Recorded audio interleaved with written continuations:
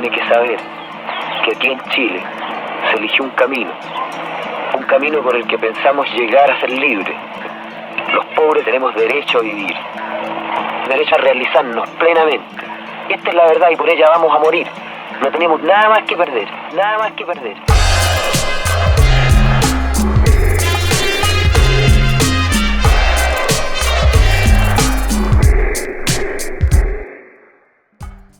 Lo que el pueblo proclama.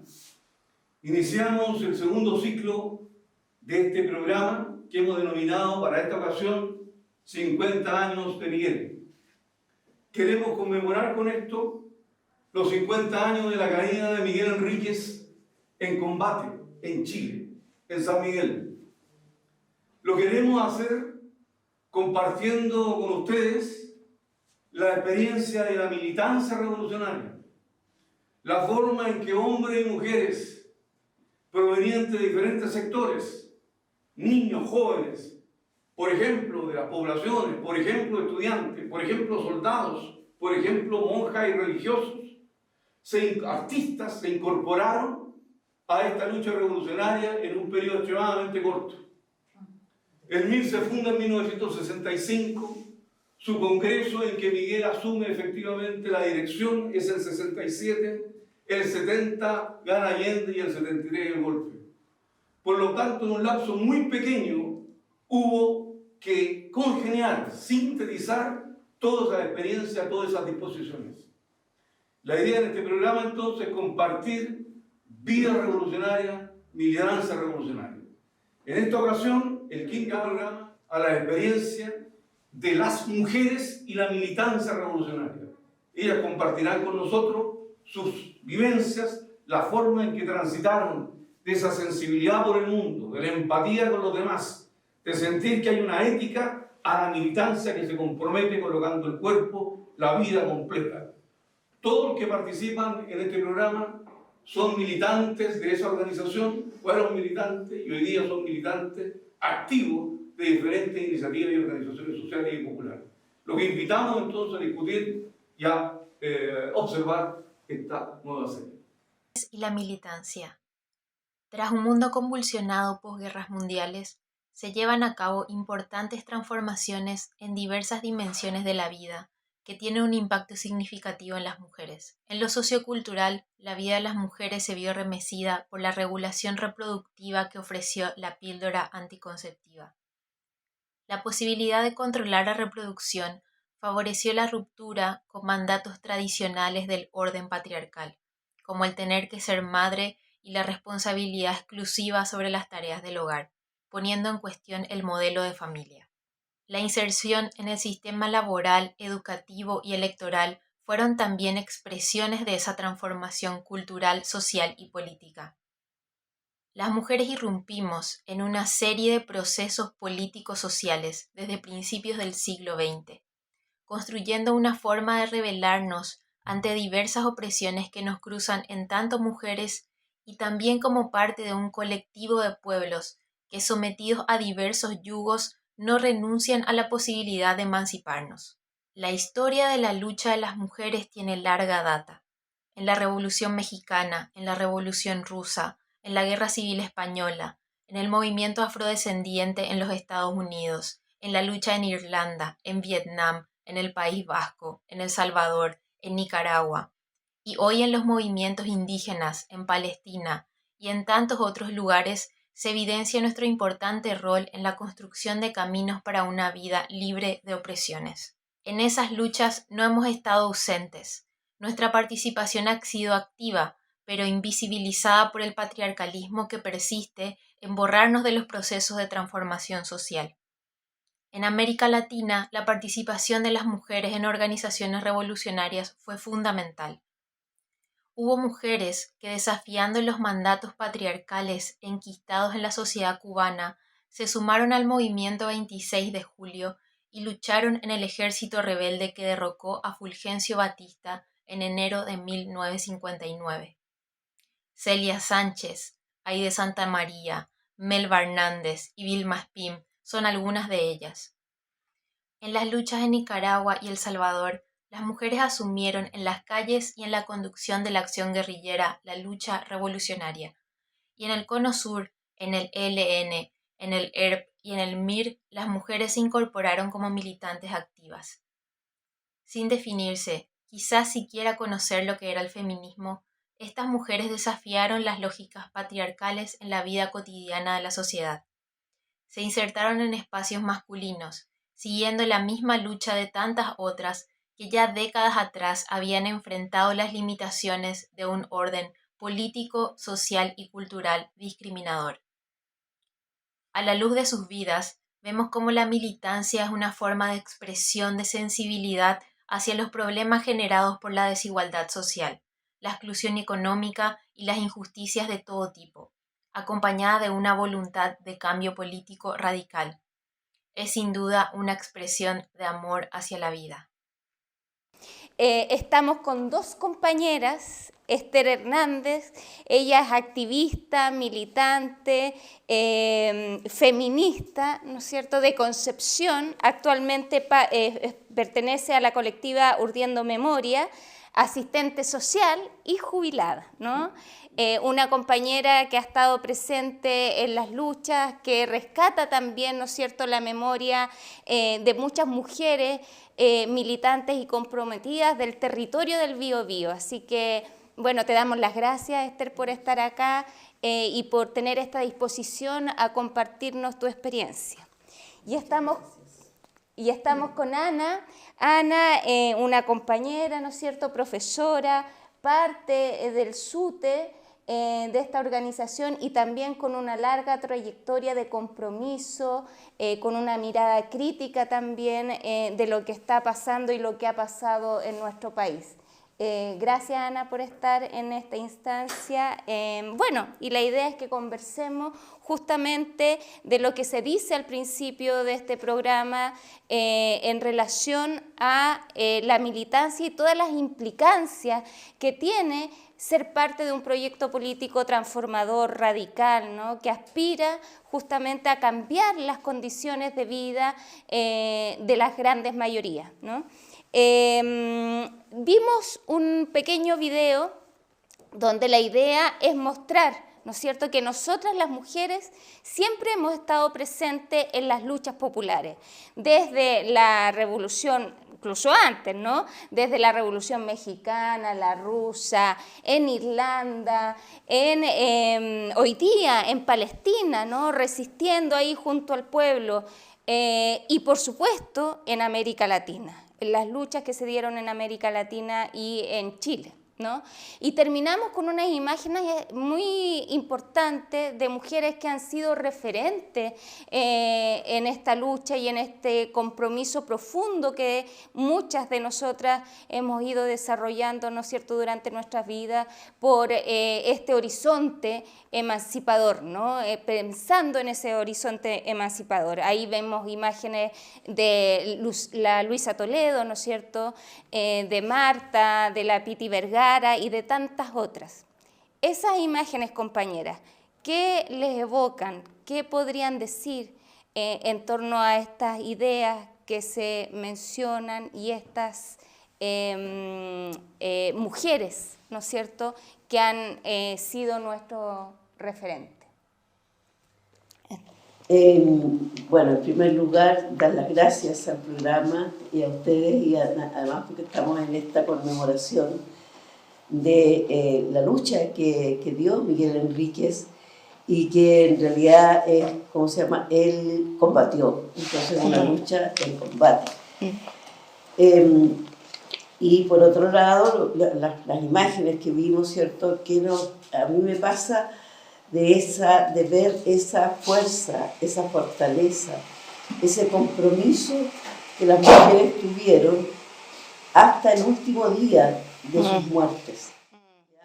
Que fueron compañeras que vivieron toda su vida en las condiciones que fueran, luchando en la población, luchando durante la dictadura, en distintos frentes, y con esa fuerza, con ese empuje, con esa convicción de que las mujeres podemos mover al mundo y que las mujeres podemos hacer grandes transformaciones desde lo cotidiano hasta lo más grande que puede ser, o sea, las mujeres guerrilleras, las mujeres que estuvieron durante la dictadura en la clandestinidad, que formaron los grupos de milicias.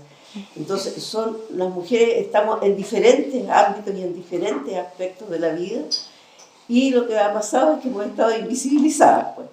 Entonces, por ejemplo, nosotras durante la dictadura teníamos relación a través de cartas, a través de compañeros que iban y que traían videos, cosas de las mujeres de El Salvador, las comandantes, de las mujeres de Nicaragua, de las mujeres en el exilio, de nuestras compañeras. Entonces, siempre hubo, por lo menos a mí yo lo sentí así, esa relación de que nos dábamos fuerza entre todas para seguir.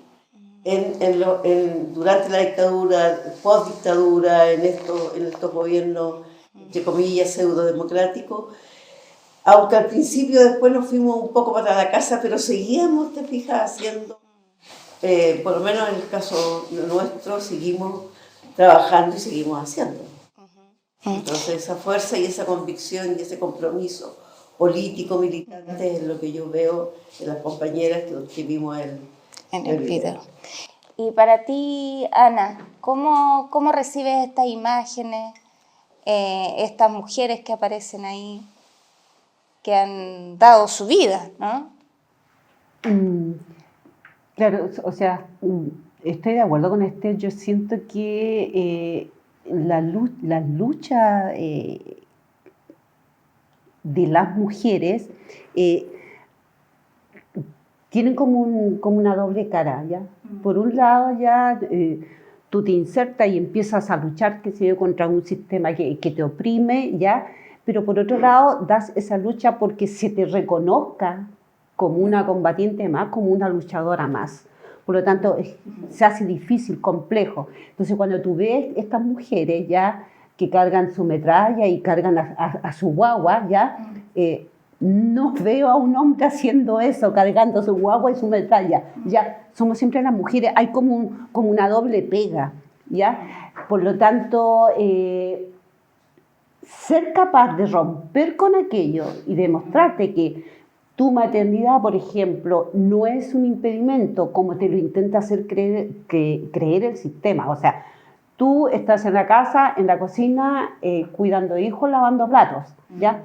No, o sea, tú puedes desarrollar una actividad profunda, ¿ya? Y me refiero a una actividad revolucionaria, ¿ya? Con toda esa carga que implica, por ejemplo, ser mamá, ¿ya? Porque en el fondo, ya la mujer que asume la lucha revolucionaria y la asume con sus hijos, lo hace porque sus hijos son semillas revolucionarias. ¿Ya? Y en ese sentido, no sé, son imágenes que a mí me impactan y me dejan ese sabor de que, chuta, sí podemos. Sí podemos ya, y independientemente ya de lo que el hombre te esté diciendo, ya, somos independientes, somos feministas, somos feministas, y la lucha no es, y esto tiene que quedar muy claro, la lucha no es contra el hombre, no es una lucha de género. Nuestro feminismo ya se enmarca dentro de un contexto que es la lucha de clases, ¿ya? Es el sistema el que nos invisibiliza, no son los hombres. Porque en este sistema que nos invisibiliza hay mujeres que detentan el poder, ¿ya? Y esas mujeres también ya intentan hacernos desaparecer a nosotras, ¿ya?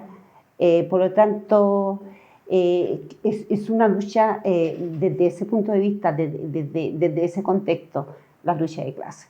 Claro. Bueno, y hoy día, ¿no es cierto?, lo vemos claramente, digamos, en este país, ¿no? Ahí voy a salir del libreto un poco, pero decir que esas mujeres que ostentan el poder hoy día como Toá, ¿no es cierto?, justamente ha reprimido, ¿no es cierto?, es la cara hoy día de la represión. Que ha caído fuertemente sobre los y las compañeras de Villa Francia, ¿no? Entonces, efectivamente, nuestras luchas, cuando es una lucha radical, cuando es una lucha revolucionaria y aspira a ese horizonte emancipador, ¿no es cierto?, una lucha que se entrelaza con las luchas del pueblo, ¿no? Tiene esa perspectiva. Ahora, mirando, ¿no es cierto?, un poco el video, ahí aparecen ahí algunas referencias a la década del 60. ¿Qué pasaba con ustedes? ¿Qué edad tenían? ¿Dónde estaban en la década del 60? Bueno, yo soy de la década del 50. Ah, ya. Entonces, en la década del 60, yo estaba terminando la escuela primaria, yo soy campesina, vengo del campo, cerca de Yumbel, de un punto que se llama La Aguada, y que era que sigue siendo de los Pufe, que eran unos alemanes. Entonces la estructura de la producción, de la reproducción de todo, era una estructura muy, ¿cómo se llama? Por un lado, por ejemplo, las casas de los patrones todos estaban en alto. Las casas de los inquilinos que tenían casa, porque los demás tenían rucos, estaban como a mitad. Y las casas de la gente que trabajaba en las oficinas, que eran empleados, estaban entre estas casas y las otras. Entonces, hasta la disposición geográfica, te fijas, tenía un sello de clase, digamos. Claro. Y además, bueno, yo era hija de empleados.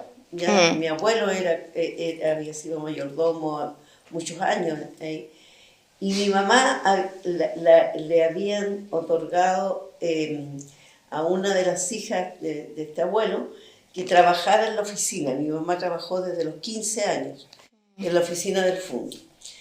Y ¿cómo se llama? Entonces ella era parte del inventario de esta oficina. Pero toda esta estructura, te fijas que era producción, elaboración, producto, todo salía todo. Si habían vacas, las vacas daban leche, hacían queso, hacían mantequilla. Era toda la cadena de producción, que si habían árboles, los árboles hacían madera, la fruta, todo se exportaba. Entonces era como son los alemanes, pues ya. Y llegaban muchos alemanes en esos años, que venían arrancando de la guerra y que la mayoría eran nazis. Roberto Time, que era de Patria y Libertad, era hijo del gerente de ahí. Entonces mi papá, que venía del norte, que había sido minero en Chuquicamata, y que había sido comunista, entonces él chocaba con todo este sistema, este régimen que había ahí, y siempre estaba hablando de la explotación, de los pobres, bueno, y la pobreza la veíamos ahí, pues la veíamos. Y a mí realmente lo que más me impresionaba era, bueno, fuera de la pobreza, de la miseria, era la violencia en contra de las mujeres. Porque no había, yo me daba cuenta de niña que mi abuela, mi tía, mi mamá, todas vivían, o sea, en ese tiempo uno no decía violencia, porque decía, ya le están pegando. Llegaba con la lista de niños a la cola, a que la tuviéramos en la casa, porque mi tío ya le había pegado, llegaba curado, o sea, el alcoholismo, la desnutrición, toda una serie de problemáticas que uno se iba dando cuenta. Y que yo me empecé a dar cuenta muy, muy niña. ¿Cómo a qué edad, Esther, tú empiezas a cuestionarte estas cosas? Como a los 7, 8 años. Porque era esa impresión de ver de que donde uno iba estaban lamentablemente, o sea, el alcoholismo era parte de la vida. Que eran vidas tan explotadas, tan deprivadas de todo, entonces ¿qué había? Era el trago, o sea, el trago era parte Como un escape. del escape y las iglesias evangélicas. Claro, entonces, bueno, en ese contexto te fijas, y además porque mi papá siempre, mucho libro, yo creo que empecé a leer El Capital como a los 10 años, porque era hija única. Entonces lo que hacía, bueno, jugaba harto, sabía harto, pero también leía mucho. Yo aprendí a leer a los 5 años, ya leía, entonces leía mucho. Entonces tuve esa, bueno, y los valores, ¿cierto?, de la solidaridad, la libertad, la autonomía. A mí siempre me dijeron en la casa, tú tienes que estudiar, que era cosa que en el campo no se hacía. O sea, uno, por suerte se terminaba la sexta preparatoria, en esos años era así, y después a trabajar de nana, de lo que fuera, te fijas, o en el mismo fondo. Entonces yo fui la primera de la familia que sale a estudiar humanidades. Yo fui la primera que sale a estudiar, ¿ya? Del fondo de mis primas, de mis primos. Bueno, y además interna en colegio de monjas. Mi papá, que era totalmente ateo, comunista, pero era lo único que quedaba cerca. Entonces estudiar en las monjas para mí fue terrible porque yo no sabía ni un rezo, ni un mandamiento, nada, y me los tenía que aprender, y además la misa era en latín. Entonces me castigaban siempre porque yo no me sabía nada, además yo venía del campo, era desordenada, a cada rato me hacían escribir, debo comportarme como señorita, jamás me comporté como señorita. Ana, y Ana, ¿y tú en los 60, qué edad tenías? ¿Qué pasaba contigo?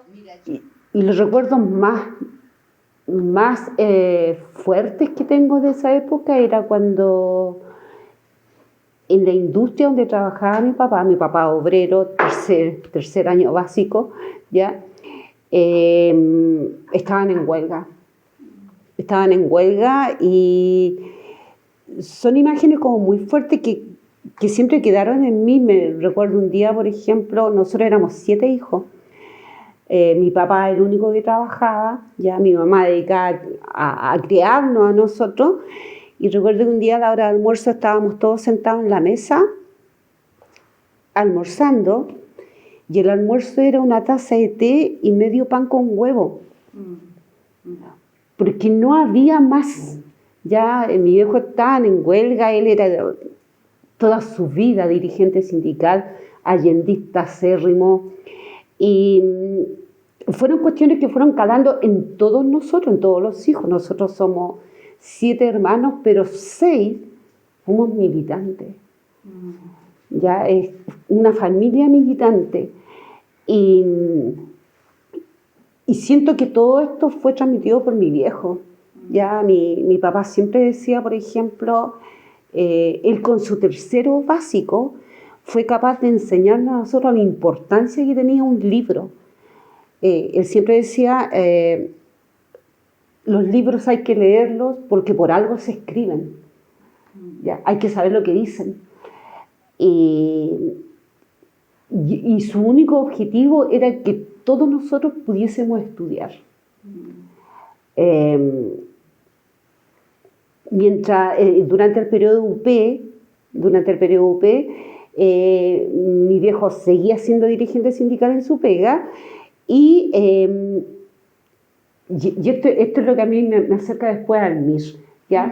El FTR estaba inserto en la industria donde trabajaba mi papá, y mi papá, sin tener idea que el FTR era el brazo sindical del MIR, ¿ya?, se empezó a acercar a los compañeros del FTR que eran más jóvenes que él.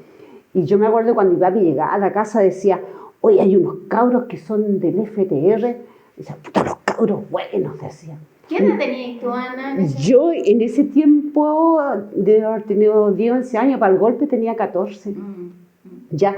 Entonces recuerdo, por ejemplo, cuando mi papi llegaba después de las reuniones del sindicato, que las tenían los días sábados, llegaba todos nosotros sentados a la mesa hablándonos de cómo había estado la reunión del sindicato, el pliego de peticiones, que ganamos el mes por año, que era la lucha histórica por el mes por año que habían dado.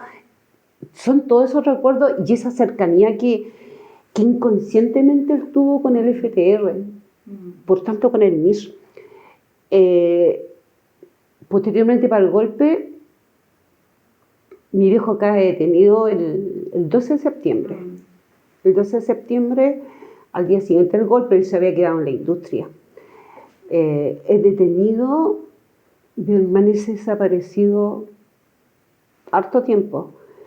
Y ahí yo recuerdo a mi madre, porque los primeros días del golpe había toque de queda todo el día. Posteriormente el toque de queda terminaba a las 8 de la mañana y mi mamá salía, qué sé yo, con un bolsito con ropa interior, qué sé yo, a buscar a mi papá. Y llegaba a la casa 5 minutos antes del toque de queda sin haberlo encontrado. Yo me acuerdo que yo me juntaba con los chiquillos del pasaje, qué sé yo. Yo vivía a 2 cuadras de Panamericana y me iba a la Panamericana. Ya ahí todos los días habían muerto. Habían cuerpos, generalmente estaban de guatita tirados en la Panamericana, con las manos atadas. Recuerdo mucho esto con alambres de púa. Y yo me acuerdo que yo me agachaba y los daba vuelta, pensando en mi papá. Y uno de mis hermanos, mi hermano mayor, que es un tremendo ejemplo para mí, un día me dijo, no lo hagas más porque te va a hacer mal, mejor. Si mi viejo va a llegar. Y justo mi viejo apareció un día sábado a las 9:25 de la noche, me acuerdo. Llegó a la casa. Venía en un estado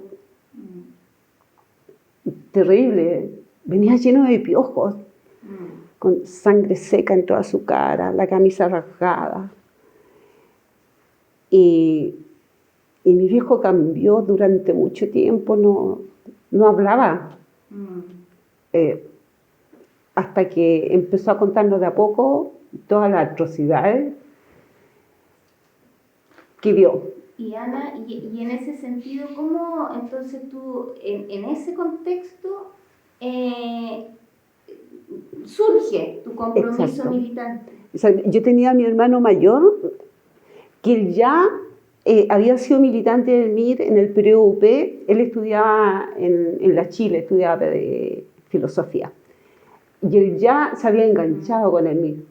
Ya, posterior al golpe, obviamente todo el mundo descolgado, que se dio partido aniquilado en gran parte. ¿Ya? Este hermano mío se consigue reconectarse con el MIR a través de un compañero del Partido Socialista, me acuerdo. Él lo reconectó con el MIR. Y fue él el que a todos los hermanos que veníamos, nos fue formando. Ya, bueno, y el ejemplo es mi viejo. Ya, y yo me acuerdo que mis primeras tareas eran como muy básicas. Ya, era buzón, llevaba mensajes, traía mensajes. Fue como lo más básico. Y después uno empieza a escalar en esto, ya no porque tu hermano te dice, sino que porque tú estás consciente de que el camino es lo que tienes que hacer. Y en este ya entramos derechamente al tema, ¿no? ¿Cómo entonces surge desde un compromiso social, desde una sensibilidad particular sobre los problemas o dolores de los otros y de las otras, se da el salto a un compromiso político? ¿Cómo pasa eso? Mira, yo por lo menos estaba de Los Ángeles, cuando estaba en tercero medio, mi papá decide salirse de la UADA por toda la explotación, trabajaban mucho, no tenían vacaciones, un sueldo miserable. Entonces se van.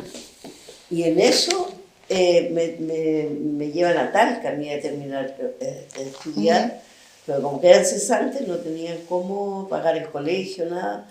Era colegio de monjas pagado, entonces pues, voy donde una tía, en Talca estaba toda la campaña de Allende. Sale Frey antes del 63, 64. Entonces yo me meto a hacer la campaña de Allende, ¿ya? En el colegio, o sea, en el liceo. Cuando uno llegaba a un liceo y era de un colegio de monjas, la discriminación era salvaje, porque era un colegio de ricos. Claro, medio momio. Claro, y entonces ya hasta que las compañeras me conocieron más, y las compañeras en realidad con las comunistas trabajé ahí haciendo la campaña de Allende, salíamos a hacer rayados, de todo. Y entonces ahí ya me meto más en la cosa más, no partidaria, sino que de acción política, de hacer la propaganda. Ando media resfriada. Y en eso, y ahí ya, bueno, después vuelvo al colegio, vuelvo a Los Ángeles nuevamente, y el 68, que es un año muy tremendo para mí, porque muere mi mamá. Entonces, y a mí me quedaba solamente en ese tiempo sexto humanidades, terminar sexto humanidades y ahí irme a estudiar. Y me voy a estudiar a Valdivia. En Valdivia estaba toda la efervescencia del movimiento estudiantil, del MIR, y ahí también me meto, pero tampoco me meto, te fijas, militando, sino que iba a todas las cosas que se hacían en ese tiempo, como se estaba toda la cosa del Pañipuy, lo del Cajo Maderero, del Tumbre. Pero yo estuve un año nomás en Valdivia, porque yo lo que quería seguir era servicio social. Eso mi mamá me lo había inculcado de niña, que tenía que ser visitadora social. Entonces, en honor a mi madre, yo sigo y estudié en Talca. Entonces, y ahí en Talca me meto al FER. Pero era porque para mí era lógico, con todas las convicciones que yo tenía de un mundo, quienes podían realmente transformar el mundo, transformar esta sociedad tan, te fijas, explotadora, o sea, pues, lo que uno veía en las poblaciones. Además, nosotros nos llevaban desde primer año a hacer práctica. Entonces, y estaba también toda la reforma universitaria respecto a las carreras y a servicio social. Entonces, para mí fue como lógico, te fijas, meterme en el FER. Pero como yo no tenía, o sea, mi papá que era cesante, no me sigue ayudando en el estudio, mi tía me ayudaba, yo tenía que trabajar. Entonces, yo trabajaba y estudiaba. En la universidad nos daban la posibilidad de estudiar y trabajar. Teníamos becas de la CUNAED, arrendábamos piezas, arrendábamos casas. Y de ahí, entonces ahí yo me meto a hacer las tareas pequeñas de repartir, salir a repartir al rebelde, de, ¿cómo se llama?, en las marchas, llevarlo, hacer todas las palomitas. Y Esther, ¿y por qué el FER, digamos? Porque habían otras... Porque el FER era el Frente de Estudiantes Revolucionarios del MIR. Era la parte estudiantil del MIR. Claro. ¿Ya? Y a mí, pero no me podía meter al MIR al tiro. ¿Por qué? Porque yo no tenía el tiempo necesario para ir a todas las reuniones. Yo trabajaba de 4 a 7 de la tarde. Y después de las 7 yo me iba a clases, de 7 a 9. ¿Ya? Estaba toda la mañana en clase, después volvía iba a trabajar y después iba, entonces no tenía tiempo. Entonces, pero igual nos conocíamos todos ahí en Talca, quién era del MIR, quién era del FER. Y para el golpe, cuando viene el golpe, nosotras, o sea, allá nos había pasado a decir un compañero del MIR que en la noche nosotros vivíamos puras mujeres, vivíamos 7 mujeres en una casa, que éramos todas estudiantes universitarias, y nos dice, compañeras, tengan cuidado porque hay movimiento de tropas en Valparaíso. Es probable que venga el golpe. Bueno, lo del golpe siempre, el golpe va a venir, el golpe sí va a venir, no sabíamos cuándo, pero que sí iba a venir. Y viene el golpe y, ¿cómo se llama? En la mañana teníamos una radio pila, éramos súper pobres, pongo la radio pila, marchas militares, golpe. Siempre el holocausto, todo lo de la guerra, todo lo de Alemania, todo lo de los nazis, estas son marchas militares, golpe. Y en eso escuché un bando, así que fui a decirle a las compañeras, hay golpe, levantémonos. Y partimos para la U estaba tomada por los de Patria y Libertad. En Talca había un campus, el campus Nircay, y ¿cómo se llama? Y estaba una casa grande que era donde ahí hacíamos las reuniones. Yo en ese año era dirigente para la Federación de Estudiantes de mi curso, que era cuarto año de servicio social. Entonces pasa esto y nos dicen, vamos para allá, y unos compañeros dicen, no, nos juntamos todos en la Universidad Técnica del Estado, así que partimos todos, los que habíamos, para allá, para la Universidad Técnica, y allá uno de los compañeros del MIR dice, chiquilla, o sea, que la mayoría éramos mujeres, quienes se quieran quedar para defender el gobierno y para hacer resistencia, se ponen a este lado, y los que quieran y los que no se van, ningún problema. Pero así que nosotros, que éramos 3, nos vinimos al lado del compañero del MIR, bueno, y ahí se quedan estas tareas y ¿cómo se llama? Y pasan a ser parte de la resistencia y del MIR. Así al tiro, bueno, en ese momento. Eso le iba a preguntar. Entonces, en el fondo, la militancia propiamente tal, en ambos casos, se da ya cuando ocurre el golpe. Claro, en el caso mío cuando ocurre el golpe. ¿Y en el caso tuyo? No, en el caso mío, como te digo, yo empecé con estas labores como bien básicas, buzón, mensaje y todo eso. Ya, posteriormente, el MIR empieza a levantar pequeños frentes de masa, siempre al alero de la iglesia, ya que era el mejor paraguas que teníamos en ese tiempo. Estoy hablando año 76 en adelante. Entonces yo me incorporo a un centro juvenil, ya siendo parte ya, se había constituido una red de resistencia en la zona, ya una red de resistencia a la que confluían distintos partidos políticos. ¿En qué zona estamos hablando? Estamos hablando de la zona sur, Caro Chagadía.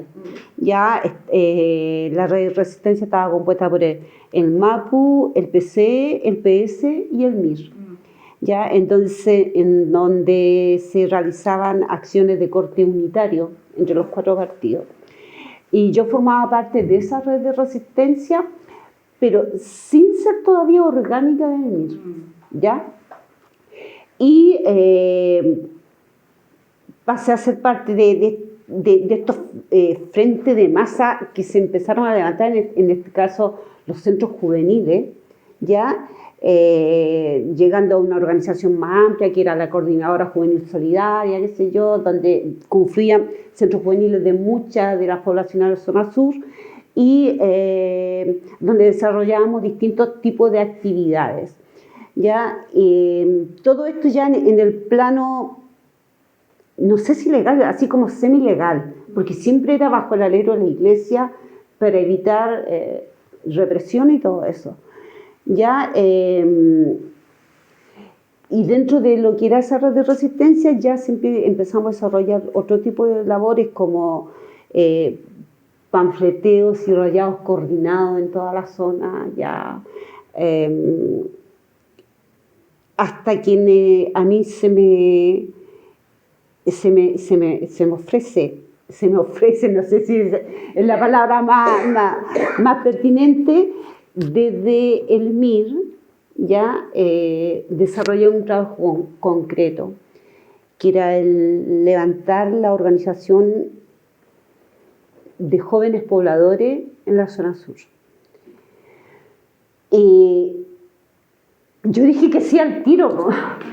¿Qué significó? Yo dije que sí al... No, es que para mí, mira, con todo lo vivido por mi viejo, ya, con toda esa porque siempre fuimos pobres, ya, pero era una pobreza que se vivía dignamente. O sea, tú eras pobre, ya, ¿y qué hacéis para salir de la pobreza? Te organizabas, ya. Por ejemplo, mi viejo siempre hablaba de que el hombre puede perderlo todo, y cuando hablaba de hombre, hablaba en términos general, ya, el hombre puede perderlo todo, pero jamás su dignidad. ¿Ya? Entonces, vivir la pobreza dignamente significaba organizarte, luchar, accionar, ¿ya? Contra quienes te tenían en ese estado de cosas. Para mí eso fue tan significativo, ¿ya? Y siento que los compañeros que yo conocía en MIR representaban esos valores que mi viejo me había inculcado. Y yo así, pero a ojos cerrados, dije que sí al tiro. Dije que sí al tiro y me sentí importante. Me sentí importante. Yo recuerdo que había una consigna del MIR que decía: el MIR recluta a los mejores hijos del pueblo. ¿Ya? Entonces, que te reclutaran es porque te tenían en ese valor, ¿ya? Eras una hija digna de este pueblo, ¿ya?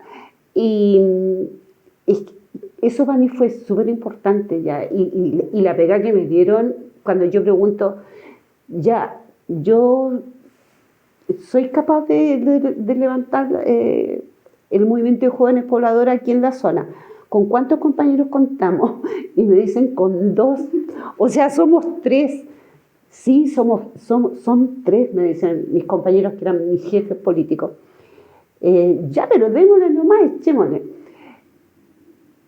Hicimos una tremenda pega en donde éramos todos como muy chicos. Imagínate, yo tenía 18, 19 años y era considerada por los otros compañeros de las bases partidarias que logramos constituir como una militante vieja, porque los compañeros tenían 15, 16 años y dentro de ellos estaba la Araceli Romo. La Araceli tenía 16 años cuando la reclutamos. Y fue una experiencia hermosa, hermosa. Y sabes que para mí una de las cosas más importantes es que, si bien es cierto, los que éramos militantes y hacíamos ya acciones de mayor envergadura, teníamos miedo, pero lo hacíamos todo con alegría. O sea, yo esa militancia alegre, esa militancia que con el convencimiento de que iba a ganar, ¿ya? Y eso nos permitía ser felices pese a todo, ¿ya? Éramos felices, éramos jóvenes felices, andábamos riéndonos.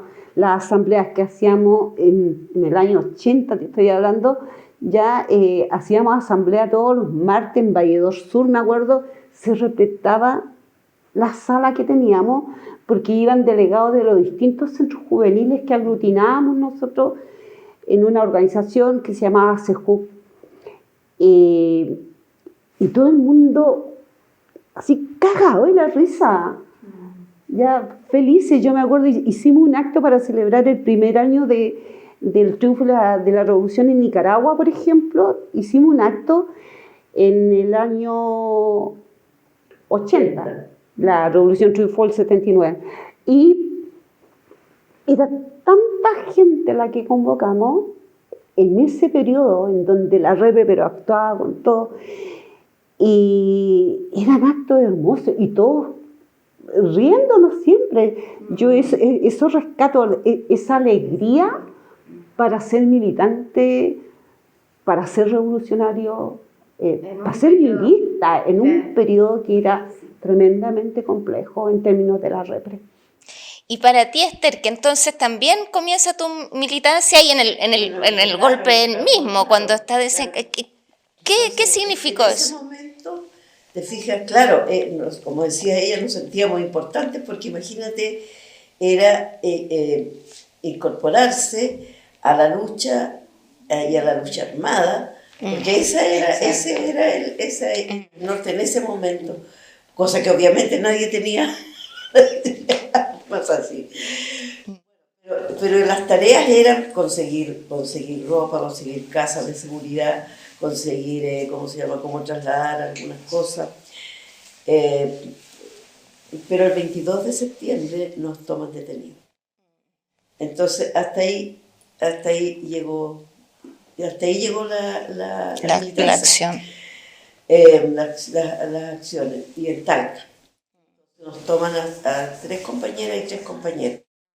Eso nos salva, así entre comillas, porque dijimos ahí, ¿qué hacemos? Vino un contingente, pero enorme, a detenernos, que venían con una orden de la Intendencia, que teníamos armas. Entonces, y nos llevan en la cuca, nos llevan a los 6 atrás solos.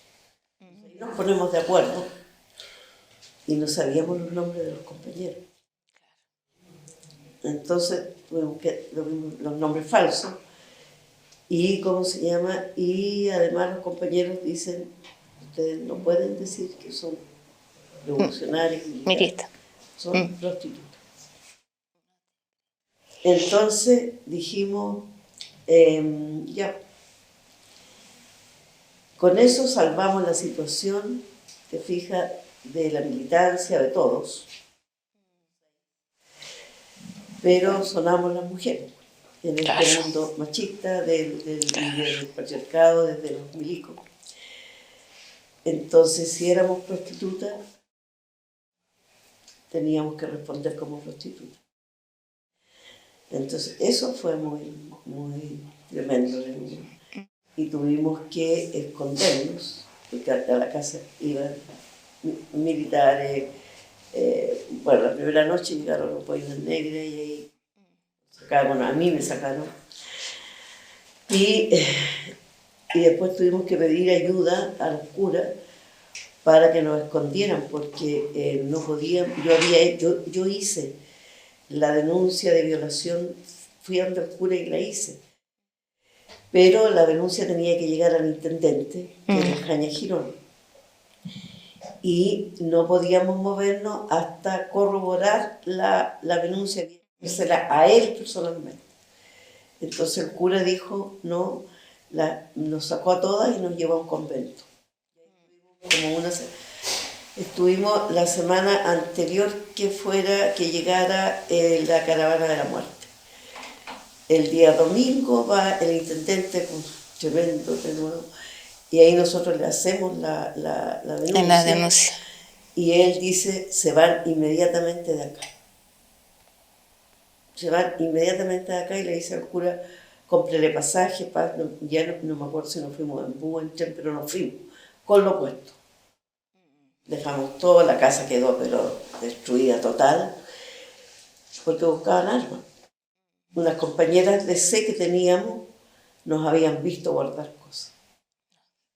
Pero llegó una compañera de Santiago y dijo, no, chiquillas, no guarden nada, no se puede quedar nada aquí, hay que sacar todo. Ellas no nos vieron que sacamos cosas. Y ellas nos denunciaron. Entonces, ahí te fijas, un momento y después todo, no, fue un miedo atroz, una cosa, porque cada una se fue. Yo no tenía familia, mi familia, la mayor parte de mi familia era de derecha, por lo tanto llegué de una familia de derecha que no podía decir lo que me había pasado cuando anduve deambulando por aquí y por allá, y sin ningún contacto, porque no teníamos contacto acá en Santiago con nadie. Entonces, ver qué hacer. Bueno, finalmente llego a Concepción, y en Concepción, porque entro a trabajar al arzobispado por una cuestión de suerte, entre comillas, y ahí empiezo de nuevo. Y retoma. Y retomo, claro, ahí en Concepción. ¿Y cómo fue entonces desarrollar esa militancia en ese periodo, digamos, claro, difícil? Yo llego el 75. Conce, además. Claro, llego el 75, y como mucha gente de la que había, era gente que venía de Santiago, que venía de otros lados, que eran militantes, y empezamos ahí a armar de nuevo bueno, y con gente de Concepción. Entonces ya el 70 bueno, y empezamos a trabajar en lo que eran las coordinadoras de presos políticos, ir a visitar los presos políticos, ver todas las agrupaciones de detenidos desaparecidos, trabajo en toda esa parte, porque la iglesia trabaja con... Y ya el 77, 78 empezamos a ver todo el tema de la Operación Retorno. Entonces ahí ya me vuelven a contactar ya más desde el partido para poder hacer toda la parte de casas de seguridad, todo lo de poder recibir a los compañeros y compañeras. Esther, y una pregunta porque, bueno, el miedo que dices tú Claro. que sentiste, ¿no? Que viviste, ¿cómo se rompe con ese miedo y se retoma activamente el compromiso? Es que yo, yo tenía, o sea, tuve siempre esa convicción de que, por un lado, o sea, la dictadura, por ejemplo, cuando yo voy a retomar estudios y el fiscal me dice, o sea, primero el jefe de departamento, que era con el único que yo había sacado mala nota, porque era un compadre de derecha, un abogado de derecha, dice, usted es una terrorista, se va inmediatamente a hablar con el fiscal que está expulsada de la universidad. Y voy a hablar con el fiscal y me lee todos los cargos. Que había estado en las tomas, que había estado aquí, que había estado allá, que era de dudosa moral y probidad. Yo no pensaba que lo que era eso. Bueno, era por el tema de haberte declarado como prostituta. Como prostituta. Y me dice, si usted quiere entrar a la universidad, vaya a pedirle un certificado al Boina Negra que la violó, que dice usted que la violó. Entonces yo le digo, no, yo no voy a seguir bajo dictadura, estudiando una carrera que es una carrera para mejorar al pueblo y que sigue hablando y te mando de nuevo detenida. Entonces ya me fui, obviamente me entregaron el decreto de expulsión y bueno, y seguían, o sea, lo que pasa era que yo, ¿cómo sobrevivo? Yo no tenía cómo sobrevivir. Que no tenía trabajo, entraba a los trabajos y yo había quedado como con una especie, de repente andaba bien y de repente andaba mal y se me olvidaba todo y hacía mal las cosas y trabajé como en 3 o 4 partes y me echaban porque yo podía hacer una suma con contabilidad súper bien y al otro día no me acordaba qué mi chica había hecho y lo hacía mal. Entonces me despedían y ahí ya me fui a Concepción a ver si me podía ir a vivir allá donde otras familias. Mi papá se había vuelto a casar, por lo tanto yo no podía ir a la vez que iba, la señora llamaba a los pacos porque me fueron a buscar por comunista. Así que era muy complejo. Entonces ya cuando llego al arzobispado y vemos compañeras que eran de distintos partidos políticos y que había gente además también del MIR, empezamos a hacer estas acciones, que eran de meterse en las agrupaciones y ahí impulsar ver todo lo que era, los compañeros que se iban, cómo hacíamos todos los nexos, ir a dejarlos al tren, ver quiénes iban, las cosas de seguridad. Y después, ya el año 78, cuando empieza toda la operación Retorno, ya era empezar a ver casas de seguridad, y hasta ahí. Y ahí viene un golpe fuerte, el 79. Explosionan a la Iris Vega Bizama y a ay, ¿cómo se llama este chico? Bueno, fueron 2 compañeros, que uno era marino y lo explosionan. Y ahí vuelta a quedar descolgada. Entonces uno pasaba descolgado, entraba y se descolgaba. Y después ya empezamos a trabajar más directamente con las mujeres. Entonces, como mi compañero cae preso también, entonces ya pasamos a la parte pública, no la parte clandestina, y pasé a trabajar directamente en el CODER. Ana, y en tu caso, ¿cómo sigue la militancia después de de levantar esta organización en la zona sur? Mira, se levanta la organización en la zona sur y cubrimos un territorio amplísimo. ¿Ya?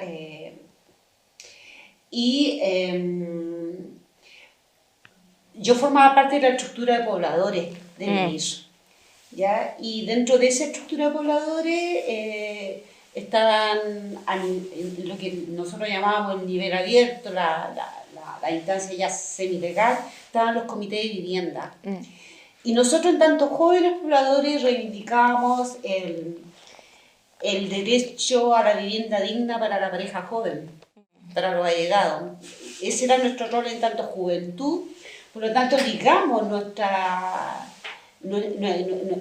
tarea, nuestro accionar con los comités de vivienda, con los pobladores.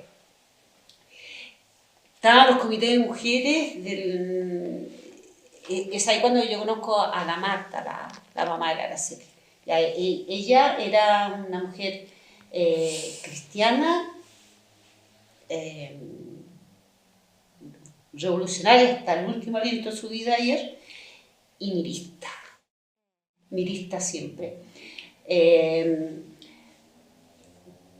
Por lo tanto, había una gran variedad de tipos de personas que se acercaban a estas políticas del MIR.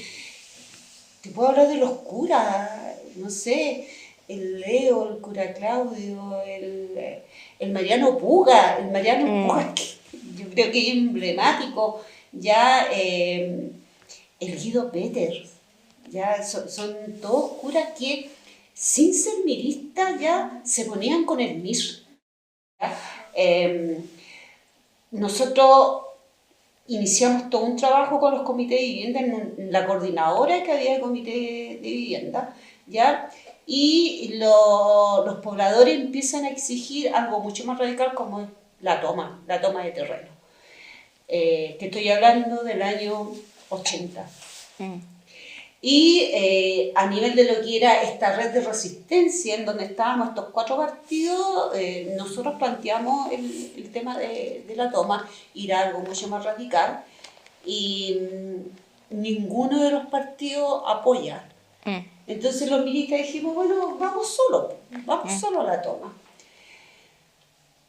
Teníamos este comité de vivienda aglutinaba alrededor de 400 pobladores, súmale a eso el grupo familiar. Y yo recuerdo que en una de las últimas asambleas nosotros estábamos haciendo aguantar la situación para que la toma se realizara en septiembre, cuando ya había pasado el tiempo de invierno y todo eso. Y en julio estábamos en una asamblea y los compañeros nos dicen a los dirigentes, a los que están sobre el escenario, lo que pasa es que a los dirigentes se les están cayendo los pantalones. Era tal la presión, entonces yo me acuerdo que me paro y le digo, no compañero, aquí a ningún dirigente se le caen los pantalones, quieren la toma ahora, vamos a la toma. Oye, fue una noche de loco, consiguiendo los camiones, organizando, ya estoy hablando del 21 de julio del año 80, organizándolo todo, qué sé yo, y partir en la madrugada en caravana hacia el terreno que nos íbamos a tomar. La toma la llamamos la 22 de julio. Ya fue impactante porque esto generó a nivel internacional, fue un hito porque era la primera vez que se hacía una acción directa de masas en plena dictadura. Tú te imaginarás que la represión estuvo a la orden del día, pero nosotros habíamos organizado la autodefensa, teníamos todo como bien armadito. Esto fue el 22 de julio. Paralelamente a eso, a nivel del partido nosotros se conversaba de que a medida que pasara el tiempo se iba a ir profundizando y agudizando la contradicción, en este caso pueblo y dictadura, ¿ya? Y que por lo tanto había que estar preparados para ese momento. y consideramos que lo más pertinente era empezar a generar milicias de autodefensa. Nosotros decíamos, en esto va a llegar un momento en que se va a hacer la barricada en la Pobla y vamos a tener que avanzar a la barricada en profundidad, qué sé yo. Necesitamos que esto sea defendido. Entonces empezamos a trabajar la idea de las milicias. Y así surge este primer intento miliciano del MIR, que era el Michimalonco. Surge el Michimalonco, que era compuesto por puros compañeros que formaban parte de este frente de masa, ¿ya? Y a nivel ya clandestino pasan a formar parte de esta milicia, el Michimalonco. El 26 de julio de ese mismo año, o sea, días después de la toma de terreno, cae la estructura de pobladores. Cae en un punto en el cementerio metropolitano, caen todos los compañeros del Michi. Yo estaba en una asamblea a esa hora porque estábamos en plena coyuntura de la toma, y hay un compañero que va llegando a ese punto y va en bicicleta, ya, y se da cuenta que está el tiroteo, la balacera, los compañeros arrancando, y él se devuelve. Va y me saca de la asamblea y me dice, chica, me dijo, hay que sumergirse, acaban de caer todos los compañeros del Michi. Eso, yo me acuerdo que estaba mi hermana en ese tiempo tenía 18 años, y ella estudiaba filosofía en el pedagógico. Y yo la quedo mirando y le digo, mira, la cosa se pone fea, yo voy a desaparecer por un tiempo, cuídate harto, nos vemos. Esto fue el 26 de julio, yo a las 8 de la noche abandono la casa en que yo vivía, la pieza en que vivía con otra compañera. A las 12 de la noche llega la CNI a esa casa y a las 4 de la mañana se dejan caer en la casa de mis padres. Y ahí se llevan a mi hermana. Ya, y después en la noticia aparece como parte del Michimalonco y todo. Yo empiezo a evadir lo que era la represión, y a través de los curas, o sea, yo contacto a un cura que a mí ya me había sacado de una situación represiva anteriormente, en el mes de mayo. Contacto a este cura y le digo, mira, estoy en problemas, necesito de tu ayuda. Entonces este cura viene y me saca a mí y a la otra compañera, nos saca a Concepción, ¿ya? Posteriormente él va a Concepción, ¿ya? Y nos dice, en este momento todavía no hay orden de detención para ustedes. O sea, nosotros podemos sacarlas del país ahora. Y aquí puede parecer una locura, pero era lo que yo considero teníamos que hacer. Yo le digo, no, yo no me voy. Dijo, pero ¿por qué? Si tu vida está en peligro. No me voy, le dije yo, porque yo todavía no me he jugado la carta de la clandestinidad. ¿Ya? Y esa carta está ahí, me la voy a jugar. Posteriormente, este cura vuelve a Concepción y nos dice, mira, en estos momentos ya no podemos sacarlas del país, ¿ya? Pero tienen la posibilidad de que nosotros las entreguemos directamente a la corte para evitarse el paso a la detención, la tortura y todo eso. Y ahí con mayor razón yo dije, está ahí loco, o sea, yo podría aceptarlo, suponte tú, y después con qué cara miraría a los compañeros que cayeron, ya, que fueron torturados, ya, que no hablaron, ya, que a mí me podían haber entregado y no lo hicieron, no tendría cara para mirarlos, ya. Aquí se trata de una cuestión de consecuencia, de dignidad, de respeto, ya, de respeto hacia los compañeros, respeto hacia las compañeras, respeto hacia el partido, Por lo tanto, no de que yo me voy a quedar. Empiezo toda mi vida clandestina, vuelvo a Santiago, qué sé yo, reconexión con el partido, empiezo toda mi vida clandestina, hasta que el partido ya me ofrece sacarme del país a una tarea bien específica, a una escuela de combatientes, para después retornar. Y yo digo que sí. Se me empieza a preparar para eso y es ahí cuando yo conozco a mi compañero. Son 43 años que ya estamos juntos. Conozco a mi compañero en esta tarea específica, en donde estaba preparando la salida del país. Y yo tuve la mala suerte de, cuando voy a un punto, por ejemplo, y me asaltan. Me roban la documentación con la que yo tenía que salir del país. Ay, yo creo que si hubiera podido pegarme un tiro en ese minuto me lo pegó, ya, porque eso me significó quedarme.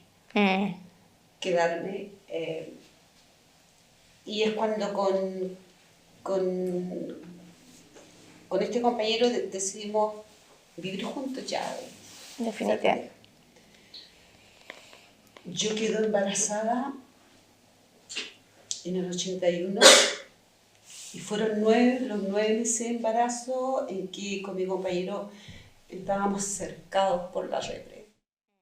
En esos 9 meses de embarazo vivimos en 12 casas, o sea, el promedio no alcanzábamos un mes cada casa. Llega el momento en que tenía que nacer mi hija y yo, para empezar, yo jamás pisé un hospital. No podía por la situación de clandestinidad en que me encontraba. Tenía un embarazo sin control médico y, o sea, yo alcancé a subir como 6 kilos durante todo el embarazo porque pasamos mucha hambre. Y estábamos cercados. Y llega el momento en que yo decía, esta huevita tiene que nacer, qué sé yo, se contacta a través del partido con la embajada francesa. Estaba la cónsul de ese tiempo, que fue una mujer que se portó maravillosa con los militas, de Ivonne Legrand. Dice, tal día, tal hora tienen que estar en la embajada. Nosotros tuvimos el último contacto con el partido, con un compañero acá, y le pedimos cuál va a ser el contacto para el exterior cuando estemos allá. Y él nos da el contacto. De ahí nos fuimos a la embajada, las puertas estaban abiertas para que fuese una entrada rápida a la embajada. Entramos y la Ivonne, la cónsul, me queda mirando y toma un documento y me dice, ¿por qué te demoraste tanto? Hace 2 años que tengo tu visa. Entonces yo le respondo que yo no quería irme. Y ella me dice, pero te tienes que ir porque esa guaguita tiene que nacer. Ella nos saca de la embajada y nos lleva, nos guarda en su casa. Durante los días que íbamos a estar en su casa, ella había despedido a todo el personal doméstico que tenía la casa, qué sé yo, para que estuviésemos solos y no hubiese problema. Y el día antes de que nosotros viajáramos, ella lleva una matrona a la casa para que me revisen en qué situación está mi embarazo. Entonces la matrona me hace tacto y pone una cara asustada. Entonces yo llego y le digo, ¿qué pasó? Y me dice, tu guagüita va en posición de parto, o sea, puede nacer en cualquier minuto. Y luego me mira y me dice, no puede nacer en el viaje. No puede, me dice. Porque si no se desbarata todo lo que va a ser tu salida del país, porque me sacaban del país en ese momento para poder tener a mi hija. Eso significaba salir a Argentina. Y después que naciera mi hija, a Francia. No, pues, yo le digo a la Ivonne, no, no va a nacer en el viaje, ella se va a aguantar. Y siempre hablaba de ella, siempre tuve la certeza que iba a ser una niña. Al otro día nos vamos al terminal de buses. En ese minuto, Ivonne le pasa plata a mi compañero y le dice, compra ahora los pasajes. Y yo me quedo con la Ivonne ahí. Y luego me dice, Ana, me dice, esto está lleno de CNI. Sí, le dije, ya me di cuenta, lo fui. Y ella me dice, están aquí por ti. Sí, le dije, sí, lo tengo claro. Y me dice, que te veo tan tranquila, me dijo. Le dije, no, le dije, y vos le dije, estoy cagada de miedo, pero mi único objetivo en este minuto es que puedan hacer mi hija. Que nazca mi guagüita, le dije yo, y después, no me importa, pero ella tiene derecho a la vida, ella tiene que nacer. Y luego me dice, no te pueden hacer nada, me dijo, ellos saben quién soy yo. Y ellos saben que yo te puse sana y salva en ese bus. Y en este minuto me dijo, Pinochet está negociando una compra de armas con Francia, por lo tanto Pinochet no puede tener problemas con Francia. Y tú estás saliendo bajo la protección del Estado francés, dijo, por lo tanto no te pueden hacer nada. Y ya. Y nos subimos al bus y suben 4 de estos tipos, 4 CNI suben al bus. Se sitúan en distintos asientos y llevábamos como 15 minutos de viaje y yo empiezo con contracciones y náusea. Entonces mi compañero me dice, flaca, me dice, al fondo el asiento está desocupado, a lo mejor si te acuestas, qué sé yo. Yo me paro, voy a atenderme y se acerca uno de estos tipos. Y me queda mirando y me dice, mira gordita, me dice, yo sé quién eres tú. Y tú sabes quién soy yo. Evitemos problemas y anda a sentarte allá. Entonces yo no sé, voy a ir con toda la situación, uno siempre así como aguerrido hasta el final. Yo lo quedo mirando y le digo, en una cosa tienes razón, le dije, yo sé quién eres tú, pero tú nunca vas a saber quién soy yo. Y me paro para volver a mi asiento y fue terrible porque viajé prácticamente en el baño. Claro. Yo me acuerdo que me ponía la mano aquí, así, tenía como ese miedo de que se me fuera a caer la guagüita, no sé. Fueron 8 horas así terribles y con estos tipos ahí. Luego uno de los pasos fronterizos que pasamos, cuando mi hija, cuando entró al hospital, me hacen los exámenes correspondientes, me empiezan a inducir el parto, mi hija nace y nace con Chato.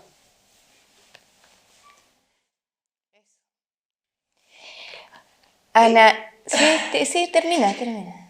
Pero mira, lo peor de todo es que para salir de Argentina teníamos que salir legales. Ya al legalizarnos nosotros, mi hija quedaba como que no era mi hija. Por lo tanto, se inventó todo un cuento, ACNUR inventó todo un cuento, dijo que mi hija había nacido en Chile.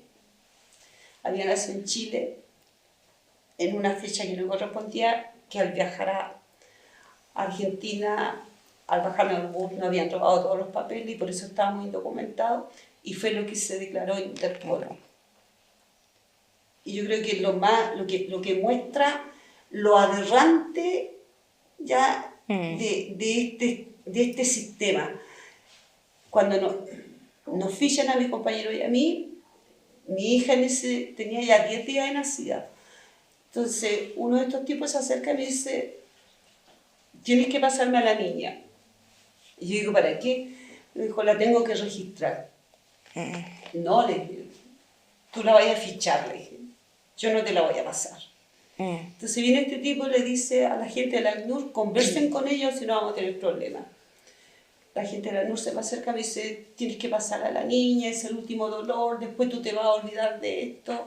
Si no se la pasas, tú te vas en cana y te quitan a la niña. Le pasé a la Nati, la registraron, le marcaron las huellitas de las patitas y la dejaron clasificada como terrorista. Tenía 10 días. Bueno, ¿dónde están los terroristas? Podríamos decir, ¿no? Con todo lo que ha acontecido, con sus propias experiencias. ¿Quiénes son los que generan este nivel de violencia, de agresión? ¿Quiénes son los que tratan de imponer el miedo? ¿No? Yo creo que a lo largo de esta conversación queda claro que no somos, por lo menos, ¿no es cierto?, las que estamos acá, sino que son ellos, ¿no?, los que han intentado imponer ese miedo, ese terror. Ellos sí han sido los terroristas, no una guagua de 10 días, ¿no?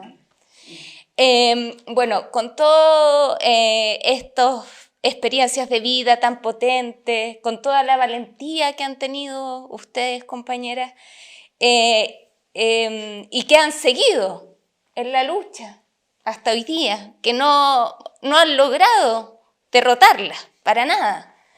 ¿Qué podrían decir hoy día a las nuevas generaciones? ¿Qué aprendizajes, qué lecciones? Pensando también que hoy día hay compañeros y compañeras que no lo están pasando bien, que están viviendo una nueva oleada represiva, de que a veces pareciera que se cierran los caminos, pero ustedes con su experiencia nos muestran que no es así. Entonces, ¿qué podrían decir a esos otros y a esas otras que ojalá estén escuchando este programa? Mira, yo siento que toda esta vivencia, todas las experiencias que nosotros pasamos y que tuvimos esa fuerza, esa fortaleza de sobrepasar el dolor, de sobrepasar, ¿cierto?, de darle un significado nuevo, una resignificación a través de las diferentes acciones que hemos hecho,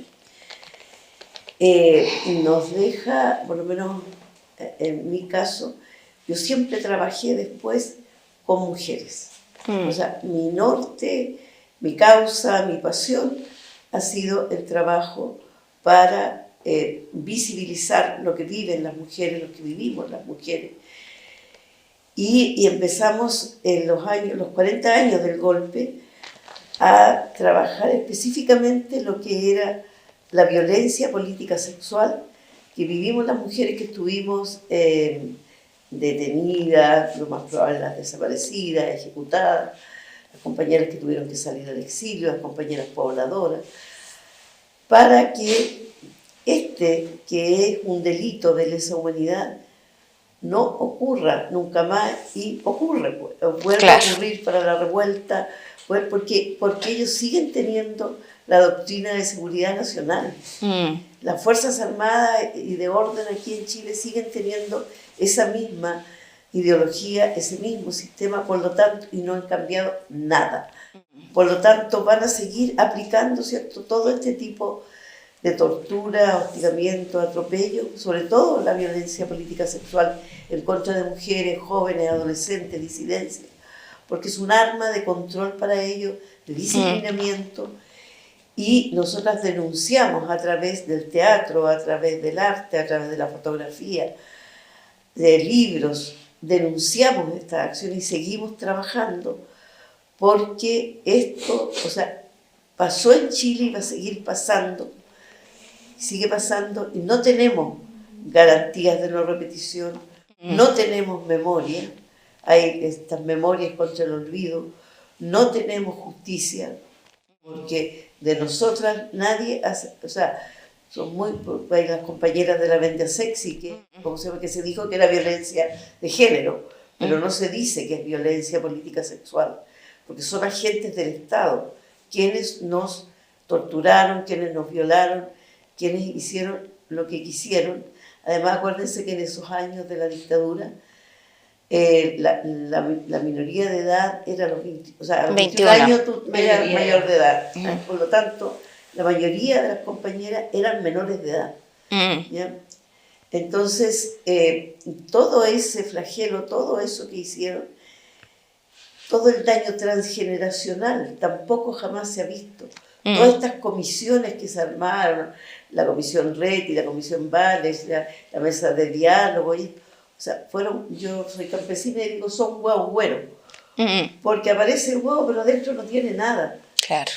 Todos los programas para la violencia, para esto, también pantallas porque no te resuelven los problemas, no resuelven y todo lo contrario, o sea, más victimización. Exacto. Por eso nosotros decimos, no, o sea, en algún minuto fuimos víctimas, pero no, nosotros somos resistentes, nosotros salimos, volvimos a las calles, volvimos a hacer todo el trabajo, digamos, de organización, porque eso es otra cosa que se ha perdido, porque ahora es lo puntual, es la acción, lo puntual y se va. Entonces, ¿cómo recobramos toda esta situación de organización? Nosotros ya llevamos 7 años como Urdiendo Memorias, pero antes teníamos otras colectivas, yo no sé cuántas colectivas he llamado, porque no puedo quedarme sin hacer nada, o sea, viendo toda la situación que hay, o sea, cuando nosotros trabajamos intergeneracionalmente, trabajamos con mujeres jóvenes, entonces, y ella, o sea, ese compromiso que tienen, la conciencia social, política, aunque no son partidarias, pero tienen una conciencia que nos apañan, que nos ayudan, que hacen teatro con nosotras, que nos llevan para allá, para acá. Nosotros somos todas adultas mayores y hacemos esta acción de visibilizar a través del arte lo que nos pasó, pero dentro de esa perspectiva de que no somos víctimas, porque nos victimizaron los partidos políticos, nos victimizó el Estado, nos victimizaron las iglesias, todos. Entonces, esto de que las mujeres teníamos que quedarnos en la casa sin hacer nada más, quedarse calladitas,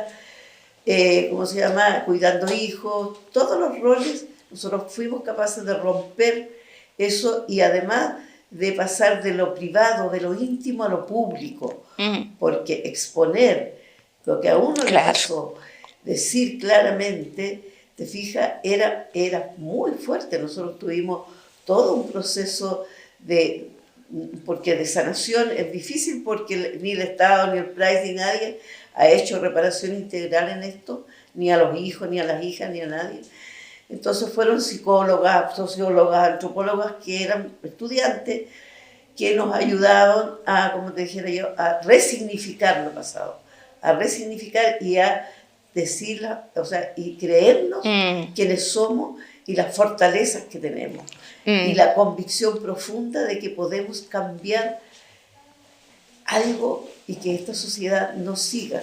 Entonces, los valores, te fijas, que quedan es el valor de la libertad, de la autonomía, de la convicción de que organizadas podemos y juntas podemos hacer más. ¿Qué futuro queremos para nuestras hijas, nuestros hijos, nuestros nietos?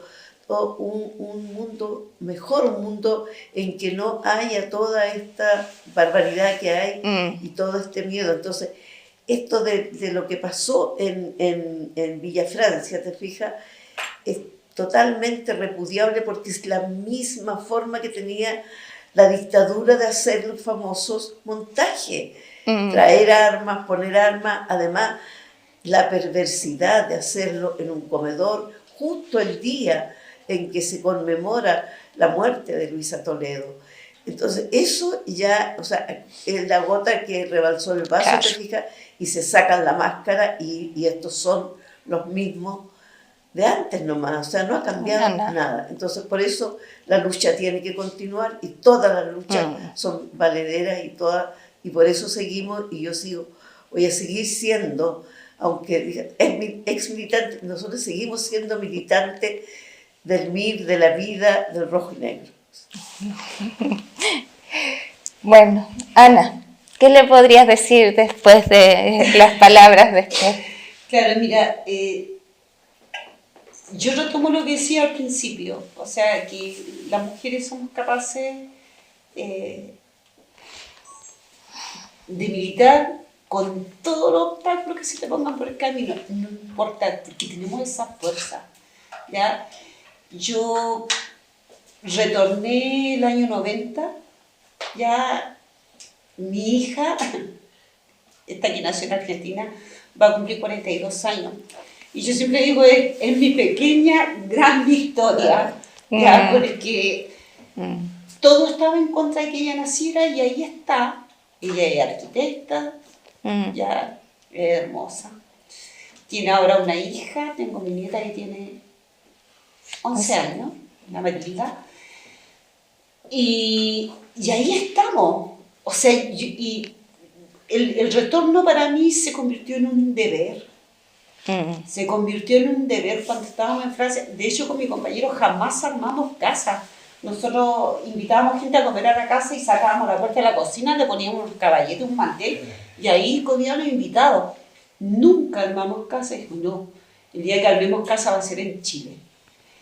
Y siempre mi hija iba al colegio, palabra que aprendía en francés, yo se la enseñaba inmediatamente en español y ella ya era considerada bilingüe por eso.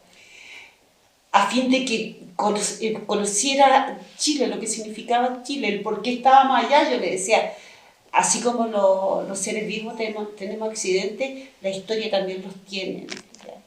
Y hay accidentes que nos llevaron hasta acá, hasta Francia, pero nuestros orígenes están allá. Y cuando retornamos, la Nati tenía 7 años y mi hija menor tenía 1 año y algo. Retornamos en noviembre del 90 y aquí estamos, ya, contentos, independientemente, yo decía, con un valor que es intransable, que es la dignidad. Que es la dignidad para luchar, para vivir, para respirar. ¿Ya? Nos pueden quitar absolutamente todo, ¿ya? Pero no la dignidad, ¿ya? Pero no la esperanza, porque yo siento que mientras sigamos creyendo, ¿ya?, que este planeta es lo suficientemente generoso, que alcanza para todos, ¿ya?, y que existe la posibilidad concreta de ser felices, los muertos no mueren, nuestros muertos no mueren. El día que dejemos de creer en aquello, esos muertos van a morir, verdaderamente, y vamos a morir nosotros. ¿Ya? Por lo tanto, yo siento que esta cosa de dignidad, de esperanza y de amor, o sea, si hay algo que recuerdo ya de mi partido, es el cariño, el amor fraterno con que nos cuidábamos los unos a los otros. Me acuerdo que la Marta instauró una forma de despedirse en la organización, entonces nos decía, chao, cuídate. Era nuestra despedida entre todos nosotros. Y eso yo siento que los jóvenes de hoy, el llamado es a unarse, a juntarse, ¿ya? Solos, cada uno solo es nada, ¿ya? Y como decía un compañero, uno es nada, 1 más 1 ya es resistencia, compañeros, ¿ya? Y nada, pues, o sea, seguir resistiendo, si en el fondo somos militantes de la resistencia. De la resistencia. Ahora, si esa resistencia se tiñó de rojo y negro, bien. Eso, compañeros. Queremos agradecerles mucho. Todo lo que nos han compartido ha sido muy potente. Ustedes también son parte de nuestras referencias, ¿no?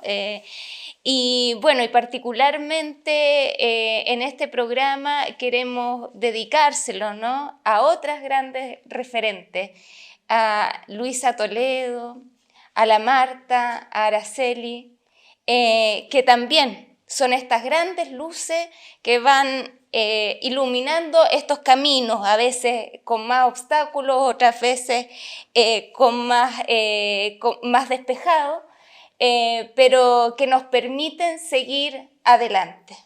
Gracias, compañera. Libertad a los presos y presas políticas, libertad a los presos mapuches, a las presas mapuches, libertad al pueblo palestino.